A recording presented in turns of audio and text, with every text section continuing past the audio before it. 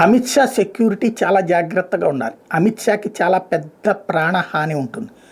టెర్రరిస్టులు లాంటి వాళ్ళు ప్రచారం కోసం చేస్తారు, బట్ నక్సలైట్లు కక్షతో చేస్తారు. ఎప్పుడో నక్సలైట్ల మీద నిషేధం విధించారు అన్నటువంటి కారణంగా ముఖ్యమంత్రిగా నేదురుమల్లి జనార్దన్ రెడ్డి ఉన్నప్పుడు నక్సలైట్ల మీద నిషేధం విధించారు. దానికి గాను ఆయన ముఖ్యమంత్రి పదవి అయిపోయి ఆ తర్వాత అనేక రకాల కేవలం నార్మల్గా మిగిలిపోయి పార్టీ నాయకుడిగానే మిగిలిపోయి తర్వాతన ఎంపీగా ఎక్కడో విశాఖ ఎంపీగా గెలిచి అక్కడున్నటువంటి సందర్భంలో కూడా ఆయనని టార్గెట్ చేసి ఆ తర్వాత మళ్ళీ మందు పాత్ర పెట్టి పేల్చే ప్రయత్నం చేశారు. అంటే తమ మీద నిషేధం విధించినటువంటి కారణాన్ని బేస్ చేసుకుని.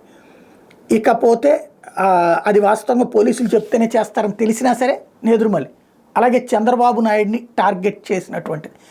తర్వాత కాలంలో నక్సలైట్ల అంతంలో కీలక పాత్ర పోషించి చంద్రబాబు పూర్తి స్థాయిలో పోలీసులకి స్వేచ్ఛనిచ్చి ఎన్కౌంటర్లకు క్లియరెన్స్ ఇచ్చారు. ఎన్కౌంటర్ అనేది పోలీసులు సరదాగా చేశారు, ప్రభుత్వ అనుమతి ఉంటేనే చేస్తారు, రాష్ట్ర ప్రభుత్వ అనుమతితోనే చేస్తారు.